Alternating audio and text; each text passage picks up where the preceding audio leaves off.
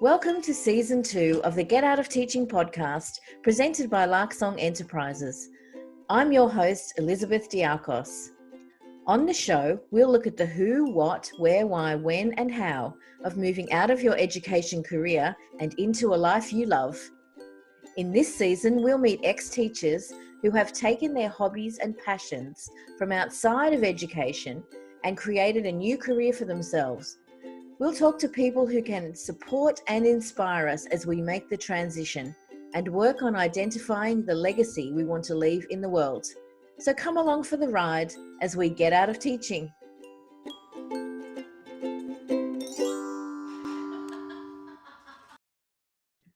What keeps you in teaching when you'd rather leave? I'm sure it won't surprise you to learn that financial pressure is a major reason. That's why today's show is sponsored by Chris Carlin, financial planner and mortgage broker from Master Your Money Now. Chris is not about taking excessive risks that you're not comfortable with. He's really careful to help you understand the relationship between risk and return, and his fees are very reasonable. Chris can help you sort out your cash flow, pay down debt, and plan your financially strategic exit from teaching, making sure you take care of everything you've worked so hard for. Chris understands personal insurance cover too and can help you make a successful claim so that you don't have to deal with the insurance company yourself. A huge relief if you're feeling stressed and overwhelmed by money concerns. He can even help you plan for retirement. With over 9 years' experience in the finance sector, Aussies from all around the country have trusted Chris to help plan their financial futures. Chris Carlin cares for the caring professions, teachers and nurses, helping you to shore up your financial resources so that you'll be in a good position to leave when you're ready. Go to masteryourmoneynow.com.au to book a free 30-minute chat with Chris Carlin and master your money now. Episode 13. Hi everyone and welcome to the show. On today's episode we have Dr. Allison Greenland. Thanks for coming on the show, Allison. Oh, thanks for having me. So Allison, you don't have an Australian accent, and yet I know that you're in Sydney. What's going on there? Can you tell us a bit about your background? Yes, so I've been in Australia for around 13 years now. My husband's a Kiwi, so we came over in 2007, and we had lived in America and New Zealand, for a couple of years each before that. So I've had enough time to sort of lose a little bit, but keep some. I'm from Georgia as well, so I should really have a really southern accent, but it's all over the place now. Okay, that's pretty mild, really. Yeah, exactly. Okay. And so how did you get into teaching? Like, what was the sort of catalyst for that? Well, my background is actually in sales and marketing. So when we went back to the US, I had been doing sales and marketing for a couple of years in New Zealand. And then when we went back to America, I started working at a university. And part of my role, just randomly, it was assigned as a teacher sort of resource educator sort of thing. So my role as a specialist was to help teachers through the process of getting certified, get them on track, and do all those sort of things. And after working with them for about 6 months, I realized that my original idea of when I was at university, my major when I was 18 was education. That's what I started out doing. Okay. And I realized that I really wanted to go back to that. So I decided to complete my master's through the university that I was working at. And I did that and then got straight into teaching. So it was really just speaking with other teachers, hearing the passion, the things that they were going through. It really reinforced my initial want to be a teacher. So 10 years later. That was my next question. So what year was that you began teaching? So that was I shouldn't say 10 years later. It was probably more about 5 years later from my initial sort of university days. But that was in 2005 when I decided to go back and do my master's. And then 2006 when I first started teaching. And I finished out my master's then. Awesome. Yeah. That's the first year I started teaching too. Yeah. Okay, I was, great. yeah, I was a bit older though. Yeah, well, I had already been at university and done my first degree and done a bit, so I still felt old. I still felt like, not one of the 21-year-old graduates, like a lot of the people who were in there. I was a few years older than most would be graduating straight from it, but Right. yeah. Okay. So how long did you teach for when you started in 2006? Where were you teaching and how long were you teaching for? So I started teaching at a school in Arizona when we were in the US, but that role was just for the year because we moved to Sydney in 2007. So I finished up my master's while I was teaching and did my prac there and everything as well. And then that role was for the year and then moved out in 2007. So I, sort of said goodbye long term to my first class of year 4 students, and we had grown pretty close over the year, and so it was a unique way to sort of have your first year of teaching, but at the same time it was really nice to have that experience of teaching in the US, and then came out here, and that's where my teaching experience has been the bulk of. It has been in Australia. Okay. And so what was your first job when you got to Australia? So because I'm from overseas and the fact that I also had my master's degree, it was a little bit tricky for me to find a full-time role. I was sort of told because I was at the master's degree scale of pay that, they could find someone maybe who had a bachelor's degree, but 10 years experience. So it was a little bit of that, I've got 2 years of teaching experience, but I've got this master's degree, and it wasn't sort of, I think a lot of people didn't want to hire someone from overseas. They'd rather have someone who was Australian and knew this Australian curriculum a little bit better. And, there's a lot of different reasons. So it took me a while to get a full-time position. I did a lot of casual teaching in the casual system. A lot of that turned into longer roles. So it would be, 2 weeks here or 3 months here, or 6 months was sort of my longest stint before that. So a lot of different positions, and then of course a lot of casual days. So I did that for up until 2010. So 3 years of doing that. And so were they in the public system or the private system? Both. So I was allowed to teach casually in the public system, but because I wasn't a permanent resident, I was on a work visa at the time. It was a little bit tricky. So we had this sort of, I got through the Department of Education and did, the training that you need to do in the 2 weeks and, get your accreditation and that kind of thing. But even though I went through that process, I still could not teach in a full-time role at public school system. So I would teach either Catholic system or independent schools. And, I was actually offered a great maternity role at a private school in Sydney that a lot of people went, oh, wow, you turned that down. But it was going to be a long commute. And it was also something that by that stage, I was sort of really into the casual jobs that I was doing. I really enjoyed the flexibility that gave, and, just doing that. And it wasn't the right sort of full-time position for me. So, that's why I kind of said, maybe not, but a lot of people went, really? Why? But, I think you have to wait for the right full-time position to come up as well. And it did for me in 2010. Okay. So what was that role when you started full-time? Yeah, so it was actually as a gifted and talented teacher. So I had experience in those 3 years sort of working with a lot of gifted and talented students in some positions that had come up. My master's was a little bit of training in that, but, just personally, that was an area that I had always had an interest. And I thought, I'll apply for it. And, I wasn't specifically trained with gifted and talented, but it was something that I'd always really had a lot of experience with. And so applied for the role. It was as a gifted and talented teacher for a all boys school, which also included secondary students. So, I would teach years 5 and 6, but also 7 to 12. So that was a first for me, sort of having that age group, and especially all boys. But at the same time, it was a challenge, and I was really looking forward to trying something new. So I applied for it and got the role. It was at a Catholic school. and loved it. Absolutely loved the role. It was, sort of something different and unique, and it was very What self-directed. was that role? Like how did that differ from your regular sort of classroom teaching roles? Because by then Yeah. you've been quite experienced in the classroom. Yeah, so I had taught all levels of primary, but this was, working with year 5 and 6 boys on the maths and English, so the extension role for that. So a lot of, sort of similar to classroom teaching, they would come in and they would, be the different groups, but I got to see a lot of different students rather than just having the one class. And then the 7 to 12 was just, really right up my alley.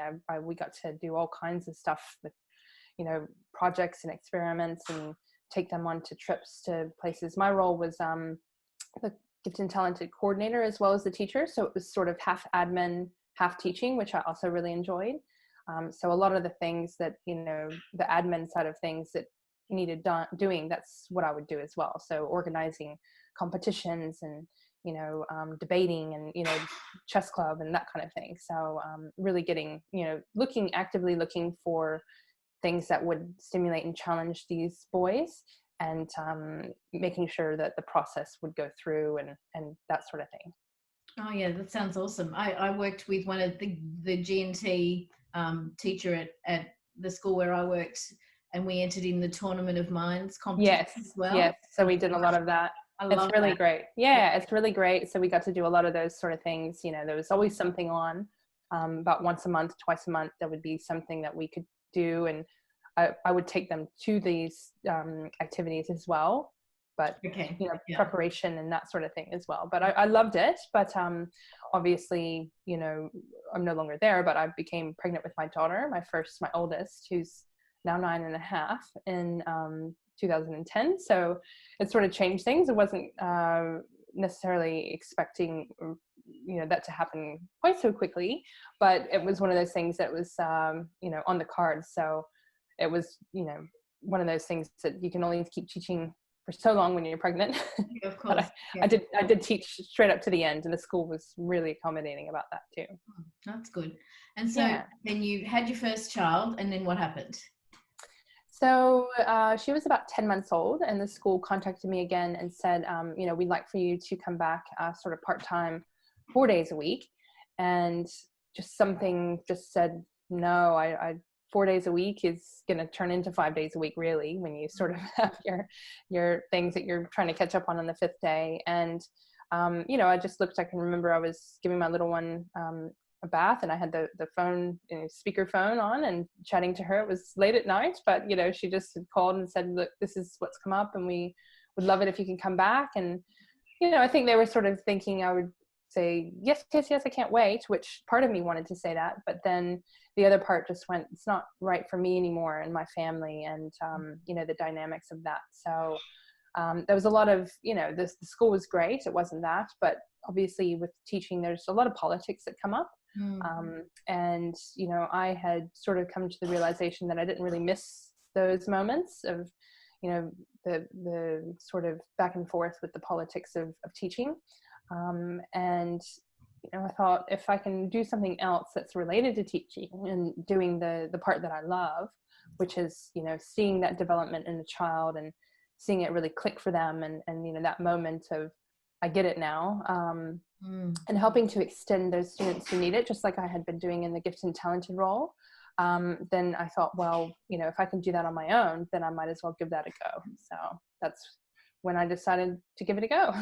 Yeah, and I mean that's true of so many teachers, isn't it? It's the aha moments where you see that light bulb go on, and the understanding and the recognizing that's the goal, isn't it? Yes, exactly. So I decided then that I would try to see if I could make something else work, and that's when I decided to start my own company. Okay, so before we explore what that is for you now, yeah. What was your biggest fear around making that transition? Because you're leaving, you've got this great job offer on the table. I assume the pay was quite good in a private school. Yes. So it's definitely, that's probably the biggest fear was, the stability and the, income each week. And, all of those types of things that I think most people would face when they decide to leave a profession full time. It's financial, it's stability, it's also just, for me, it was, I don't want to leave this on my resume. My resume was getting built up, and I was getting experience, and I was worried that getting back into it, if I did leave and it didn't work out, would be a bit tricky. You start to build up your background and your experience, and then that's a lot of times what, if you have done that and then you leave that, it can be tricky. And having landed, it took me so long to get this full-time role that I was a little bit hesitant to just turn it away. So it was definitely one of those things. So how did you overcome that fear then? If that was real for you, something was a bigger push or a bigger carrot, I guess. Yeah, it was my 10-month-old, just looking at her and going, I don't want to try to be leaving the house at 6:30 in the morning, and I don't want to be coming home exhausted at the end of the day, and all of those things that I was doing before that I loved. But it's just looking at this little one that needs my time, and that really was what changed it for me. Yeah. Okay. That's such a big pull, isn't it? Yeah, definitely. Okay. So there was this lovely, 10-month-old carrot there. Yeah. Her little arms saying, be with me, Mum. How did you translate all of that knowledge and experience as a teacher into your new role? Oh, and all your other background prior to that. How did you bring that into your new role? Yeah. So, into my role as a mother or my new business? Oh, well, both. A little bit of both. Okay. So with the role as a mother, I think, when you've been teaching, all of those things are already translated. You've already got the love of children. I think if, you've got a love of children who aren't your own, it's naturally just so much easier when you do have your own, that much more. So it is easy for a teacher, but one of the things that I initially left teaching for when I was sort of 18 and going into uni and had started doing education as my background, but from an 18-year-old perspective, I was worried that working with children all day would make me a little bit hesitant coming home to my own, just because you've given it your all. It's just like looking at the computer screen all day. You don't want to come back home and have to look at the computer screen again. So that was my initial fear when I was a child still myself. At 18, that's sort of something that's very real. But as time went on, I realized that that's not necessarily the case. You have the capacity for other things, and it's completely doable. So, transferring that into motherhood is the same thing. Working with children, it's easy to transfer it to motherhood, but in the same respect, it's different. You're on a different time clock. You're doing things in a different way. It's your children versus someone else's. So in some ways, it's easy to transfer that, and then in some ways, you have to sort of switch things around a little bit. But for me, I was pretty lucky, I guess, in the sense that with my business, it sort of just kind of came to me pretty much the same moment when I said no to the role. And I was sitting there just, looking at my daughter and giving her a bath and thinking, what can I do though? When I said no to the role, I didn't really even have a plan. It was sort of, I'll come up with something, but I don't know what it is yet. And for me, I had already started my Ph.D. I started that a couple of years prior to getting the role when we sort of first got to Sydney. So I'd started that in 2008. And through my research and what I had started doing my dissertation on, it was looking at reading comprehension and the fact that it was declining every year, looking at different testing scores and that kind of thing. And looking at ways that we could help to increase reading comprehension specifically in boys, because I was teaching in an all boys school, but just in children in general, making it more motivating, more engaging for them, ways to increase those retention levels. And so when I was doing that, through my research, I started saying, this seems like a really good concept, tying technology into it and doing, different things. I'd like to see it in action a bit more, I'd like to see it put into place. And at the same time, I had been teaching creative writing to adults. just, doing it after school, usually when I was teaching, but doing a creative writing class at the TAFE and at Wow. So you've got a Macquarie TAFE. certificate for in workplace training and assessment as well? Yes, so that's what I had been doing for 3 years, was teaching this creative writing class. So for doing that, I wasn't necessarily specifically trained with creative writing. I had to just design the curriculum all on my own. And so it was a lot of fun though, and I really found that I enjoyed that. And so teaching creative writing, it really started to become something that I wanted to focus on as well. Yeah. And then I thought, just let me clarify. So you must have a Cert 4 then, is that right?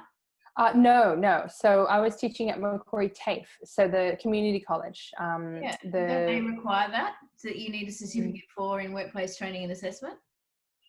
Maybe it was. It's been a while now, so I know I have had to do many certificates over the years. Oh, okay. So it could have been a PhD, and it's like way down there. But I just know the irony of if you want to teach in TAFE, you can have a Master of Education, but you still have to go and get this. Still have to, yeah. Well, I think maybe it wasn't a TAFE. It was Macquarie Community College.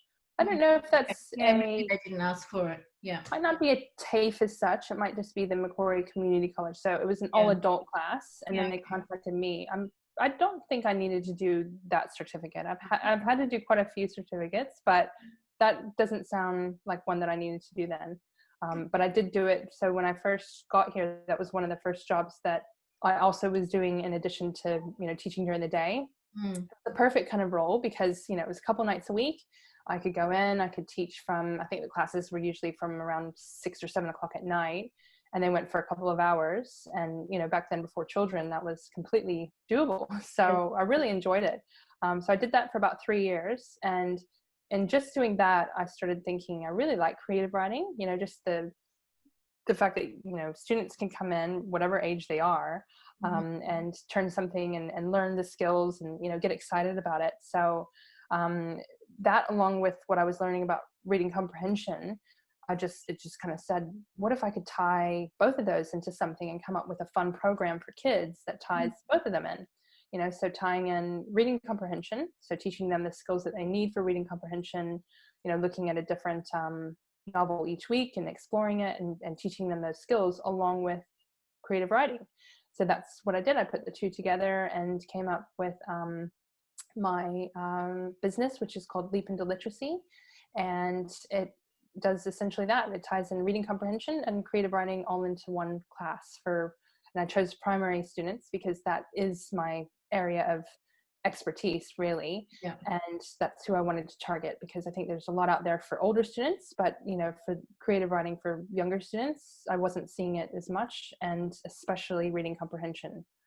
Reading comprehension isn't really something that's necessarily taught even in schools. I don't know if you agree with that or not, but I feel like it's a skill that is not really delved into as much. The skills of reading itself, the breaking down and the synthetic phonics and that kind of thing, but actually teaching reading comprehension and what it is and what things that students should be aware of. I would definitely agree with that. Having worked, so on my way out of teaching, I did a little bit of work with a not-for-profit Edmund Rice Community and Refugee Services. Okay.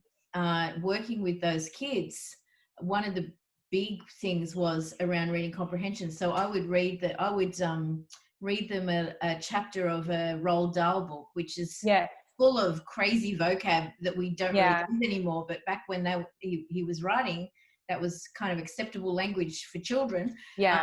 And we would have to do this massive vocab list at the start of each read, like before I read to them, and to see what they understood. Because what I noticed from NAPLAN testing, and even though I was an art teacher, that it was knowledge within the school, that the kids were failing NAPLAN and indeed the Lantite test now, not because they don't understand the maths concepts, but because they didn't have the vocab and the comprehension to understand the question. So they would just answer the one, they would tick the box or circle the answer that they understood the words in the language without necessarily, even if they knew they were wrong, they would circle that one because they understood what that answer was even Yeah. knowing it was wrong, because Yeah. they didn't understand what the other answers were, because they didn't have the vocab or the comprehension. So Comprehension. that is a Exactly. massive gift to give to Yeah. students, I think. Yeah, I think so too. I mean, it's you know, as you said, you can tie it into maths. It's in all areas, but you know, the actual reading comprehension was just something that, obviously, focusing my study, my dissertation study on that. And you know, I was looking specifically at boys, but I was looking at teachers' perceptions on reading comprehension and their perspectives on, you know, is it declining? Is it something that can be taught? Is it something that, you know, we can use motivational techniques? Will that increase their retention levels? And you know, overall, it's something that we can do certain things like you know, I use a lot of audiobooks and use the if we look at a book, you know, we're stopping and we're talking about it and we're going, you know, look at how this dialogue is helping to create the character. What do you see in your mind? You know, teaching them how to visualize and how to use their prior knowledge and their inferencing skills. A lot of kids don't know how to infer, you know, and they don't even know what inferencing means. They don't know that, you know, we have to use the tools that we already know and use the clues from the text to be able to infer. So these are all things that kids are clueless about until they're actually taught that. And then once they go, oh, okay, I know what that is, then they can start to apply it. But they've got to be taught what they need to do first. You know, they've got to understand that, you know, just like they know when they're using and when they're reading, they know that they need to use a bit of phonics, a bit of vocabulary, a bit of, you know, there's all these different things. But with reading comprehension, they just haven't actually been taught. These are the 7 main skills that you need to be doing. You need to be questioning things. You need to, you know, be able to use your prior knowledge to help you figure things out. And, you know, without having that, a lot of kids do struggle with that. So I really wanted to come up with a program that sort of helps teach them those skills. And I guess because, you know, once I finished my PhD, you're sort of seen as an expert once you've, you know, done this big research on it for so many years. But I wanted to use my expertise with reading comprehension in a way that was, I could see, in a way that I could physically watch and see kids, you know, grow from. So yeah, I was very happy to have that opportunity. So what does it look like in practice? Like, do you go into schools? Is it online? Is it an app? Like, what is it? Yeah, so it started off, it's made a transition now, obviously, with, you know, some recent events that have occurred, but it started off in Sydney. I started off running classes from my dining room table when my little one, you know, would sleep, and after school. And pretty soon it became that I had, you know, through word of mouth and things like that, I had, you know, 7 kids at my living room table, dining room table every afternoon. So then I slowly said, okay, I need to start expanding, and went to church halls and, you know, hired out places and did it after school. The classes were always small then. It was never more than 6 or 7 students because I wanted to keep that the teacher ratio to the children small. And so then it became something where I ended up having, you know, for a few years, 3 different centers in the Sydney area, and expanded into the Brisbane market. And yeah, had quite a few students, sort of around 100 students every term on average, just, you know, through the classes and, you know, word of mouth, advertising, that kind of thing. But it was definitely something that expanded pretty quickly, and it was successful. But at the same time, it's a lot of work when you've got 3 kids to manage 3 different centers. And I had a team of 8 teachers who were really great and really, you know, useful and highly trained. All of my teachers had at least, you know, several years of teaching experience. A lot of them were in the process of doing their masters, or some of them even had their masters or PhDs. I had a couple who had their PhDs as well. And, you know, it was sort of having that rapport with the students that was the most important. You know, they had to really get in there and be creative. Our tagline is, you know, reading, writing, and creativity, and they've got to be able to get in there and make it a fun class and keep them engaged. I wrote all of the curriculum, so, you know, over the course of the first year, I wrote about 2 years worth of curriculum. So, you know, students would come through, we would tie in a different topic each week, a different creative writing topic. So one week we might be looking at characterization and what that means, and you know, how to develop characters. And then another week we might be looking at, you know, how to create your setting, or, you know, how to use dialogue in your story, or, you know, different things each week that would be in creative writing. And then obviously teaching them the reading comprehension elements. But recently, just because of, you know, everything that's happened, and it was already in place before, the transition into online classes. So now I've taken everything that we do in the classroom and I've put it into a video with myself, and I'm teaching them those skills. I'm going through the novel and reading a couple of pages and stopping it and going, do you see how the author did this? You know, and what are you picturing in your mind? All those kind of things that they should be doing with reading comprehension. And then I walk them through a planning step so they can plan for their writing. And then they do the writing task, and then they will upload that into the forum. And one of my teachers will hand mark it. We're all about doing the handwriting and doing the hand marking still. So that's a very sort of important physical stage, and working on handwriting, working on the student's handwriting, getting it to where it needs to be on the physical side of that, especially for our younger students. And then they upload it onto the forum, and they receive a video feedback from the teacher as well. So, you know, they'll get some feedback from the teacher one-on-one, just like the class. And is there any discussion among the students? No, so this is now done. Before, there would be that discussion with the students, and they would do that. So that is the one element that we're not able to replicate. We did do some Zoom classes live for a while, but as you know, with these types of things, there's always room for error.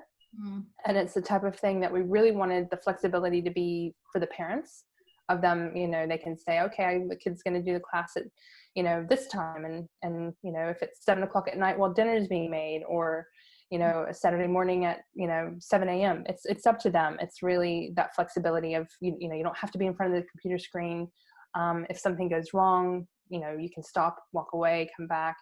I found that when we did the live Zoom classes for the last 3 weeks of term 1, because we had physical classes running that had to stop literally overnight.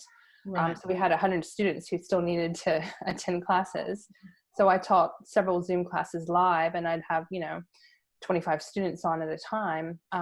Even doing it with smaller numbers of students, I think there's a lot of room for things to go wrong, and we just want it to be as smooth a process as possible. So what I'll do instead, to make up for that interaction between the students, I'll bring up things and say, you know, one of my other students might have said, you know, this, or what do you think about this? You know, can you write something to me? And then the teacher will respond to that as well, just giving them that one-on-one feedback. So, you know, we try to keep it very interactive still. So you must be like a swan, just gliding along and paddling like crazy under the surface to get all of that online by now. Yeah. So it was a very quick process. You know, as you know, around March, when that started happening, I was actually meant to go to the US for 4 months. So I was still meant to be over there, leaving at the end of March, and we had everything in storage. We had everything all packed up. So our family of 5 was meant to be there for several months. So that changed very quickly. So, you know, instead of going and finishing out the term of teaching the classes and doing this, we had to pivot, which, you know, is one of those words that you see a lot, but we had to do that very quickly. So within a matter of 2 weeks, we had the new website up and running. I did make it a global website. So previously it was .com.au, but now it's leapintoliteracy.com. My other website is still up, obviously, because I've had that one for a few years, and it's got all the blogs and the bigger things that lead to there. But with the new one, it's so that we can transfer that to worldwide. So the idea is that we can start to help children worldwide who are looking for a program but previously couldn't do it. And even though we've only been open for a couple of weeks to the public now, we've trialed it with some of our existing students for the last 6 weeks, just to, you know, iron out things and, you know, do the things that you need to do when you set up a new website. Lots that goes into it. Obviously, you know, we've got 2 years worth of sessions that need to be recorded and material uploaded and all of that. But we have had a lot of success in the last 6 weeks with those students. You know, feedback from the parents. We're getting, you know, the feedback coming in that it's very similar to the traditional classroom setting. Great. And that the, you know, the feedback from the teachers and that kind of thing. But obviously, you know, having that transition so quickly, you want to make sure that it is working in that way. But we've just opened up a couple of weeks ago to the public. So it's great. We've got students who are enrolling from, Western Australia and Melbourne and Brisbane, and I'm able to now offer the classes to students nationwide and eventually, hopefully, worldwide as well. So much greater reach now. Exactly, because before, we had these very specific areas that we were looking at in the inner west of Sydney and North Sydney, and then obviously, those little pockets that we were focusing on in Brisbane and other areas. But now it's the sort of thing that, we put it out there, and anybody who's specifically looking for help with reading comprehension or wants, help with writing, if they see it and they do the trial, then hopefully, they'll be able to do that now. Wow. And so is this hosted on your own website? You're not using another hosting platform? No, so I decided against that. I wanted to sort of have complete control. So I set up the website.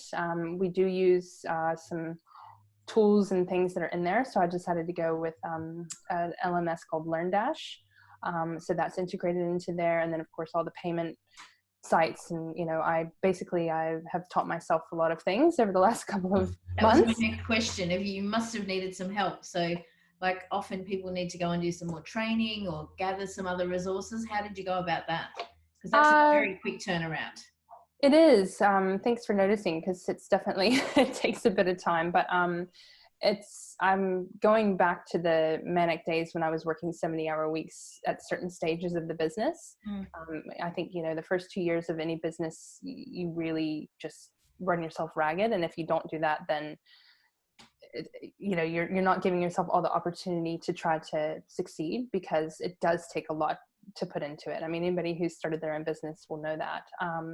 And it's not ideal for the long term. You've got to sort of be able to say, now is the time to step out of that. For me, it was when I became pregnant with my third, and I can no longer work 70-hour weeks. I'd finished my Ph.D. when I was pregnant. And I just said, now I want to get back into something where it's more manageable. So I cut back by half. And, it was one of those things that when this all started, it was a recap of what that was a couple years ago.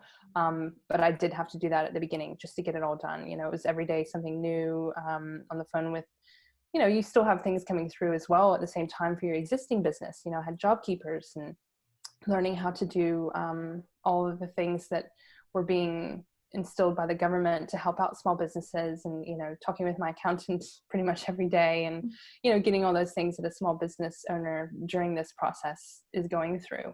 But at the same time, we set it up very quickly. I had a wonderful website developer who has been integral in the process. She's really helped me out. If anything comes up, she'll show me a little Loom video on how to do it myself. I have a fantastic VA who's also shows me a video, if you need to get this done. So it was a lot of self-teaching, but also being pointed in the right direction by a great team of people.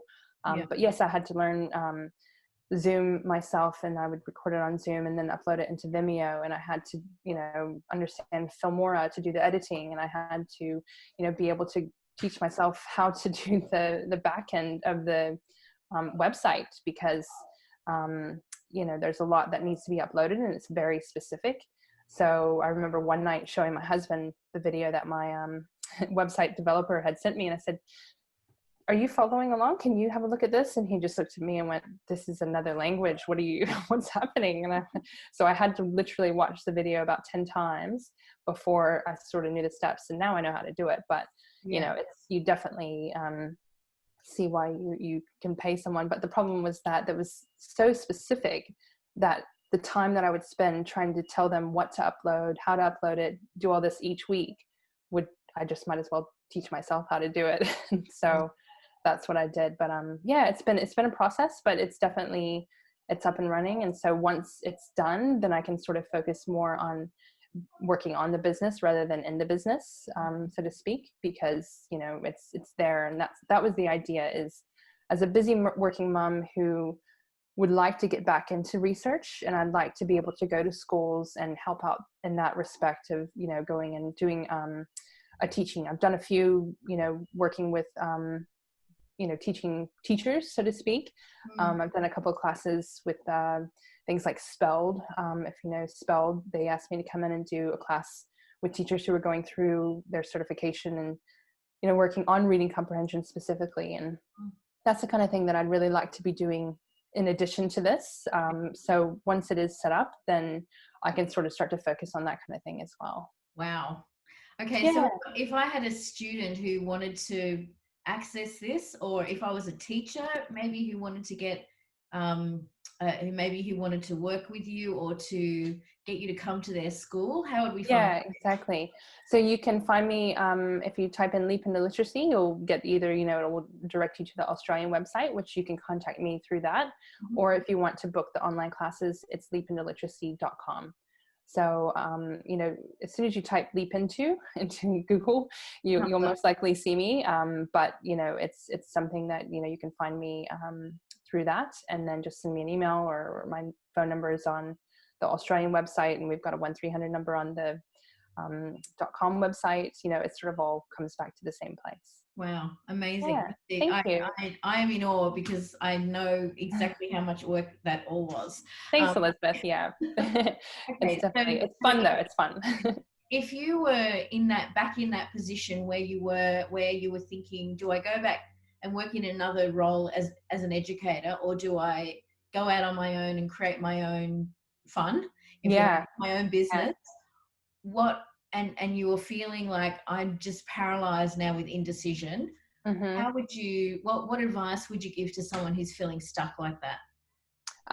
Maybe write down on paper, that's not something that I did, but I would recommend doing that, just so you can physically see, the benefits and the negatives, I guess, see both sides of it. The pros and cons, sometimes you forget to do that. And it is sort of a very visual sort of aid to be able to say, well, I can do this, or, if I do this, I'll have this. And you've got to weigh up for you and where you are in your life. Sometimes it may not be the right time, but if you do a couple more years and then it is the right time, you can always revisit something.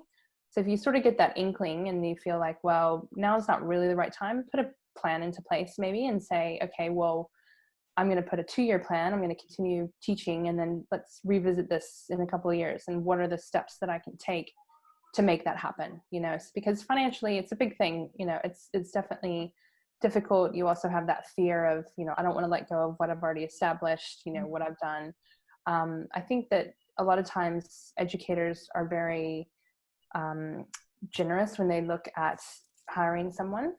Just because you've had a break for a couple of years, if it doesn't work out, you just be honest and say, look, I really wanted to try this for myself and it didn't work out. What's the worst that can happen? I think that, people who hire teachers are going to not look at that as a negative, but say, this person's got the initiative to try something new and to try it out. And if you do decide to go back to teaching, if I decide to go back to teaching one day, I don't feel that it will be a negative on my resume that I took, however much time out. I feel that it would be, sort of, this is what I got done during that time. Yes. Even if all it is to develop your skills. Yes. Okay. And so just to wrap this up then, Allison, what's the legacy that you want to leave in the world?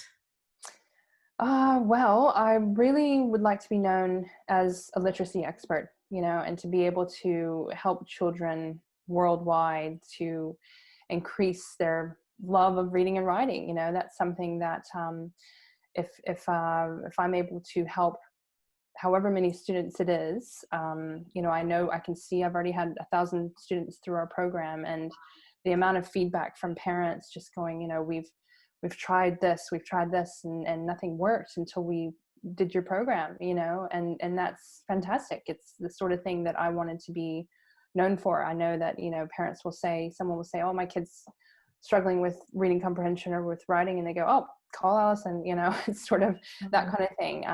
That's really what I sort of am becoming known for, I guess, in that way of being able to be seen as a literacy expert. But I really want to be remembered as someone who, helped to instill that love of reading and writing in as many children worldwide as possible.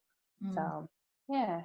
And I'm sure that our listeners will really appreciate that that is your goal, to instill that love of literacy and that love of learning. That's a Yeah. wonderful legacy to leave in the world. Yeah, hopefully. I think so. And, it's definitely my passion. I mean, it's always been my passion. I've always loved reading, and, it's always been my favorite thing to do.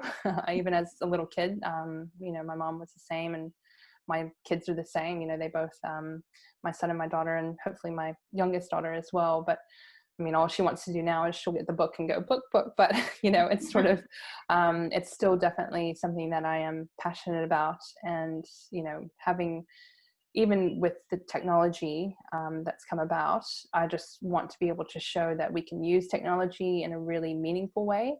Parents always say, what's the way that I can help my kids with their spelling or with their, grammar? And I said, listen to an audiobook, listen to an audiobook in the car. You've got time. If you're traveling to and from, you've got 20 minutes in the car. Quiet sounds the kids. It helps with their comprehension. It helps with spelling. It helps with so many things that we just don't realize. That's technology. Just because we have technology, it doesn't need to be something that completely overtakes. And, if you can't get your kid off the tablet and they're no longer reading physical books, then yes, maybe that's not used in a helpful way, but you can tie it all in. It can certainly be, it doesn't have to be a hindrance to learning. Yeah.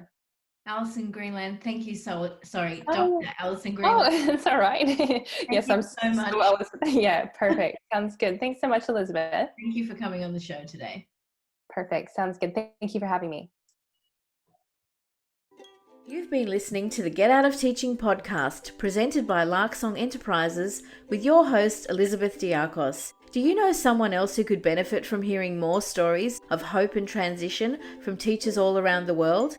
Please take a moment to share this and other episodes via your podcast app. Each share helps me reach listeners just like you who can benefit from this content. The Get Out of Teaching podcast is proud to be part of the Experts on Air podcast network. For show notes and other resources, please visit larksong.com.au/podcast.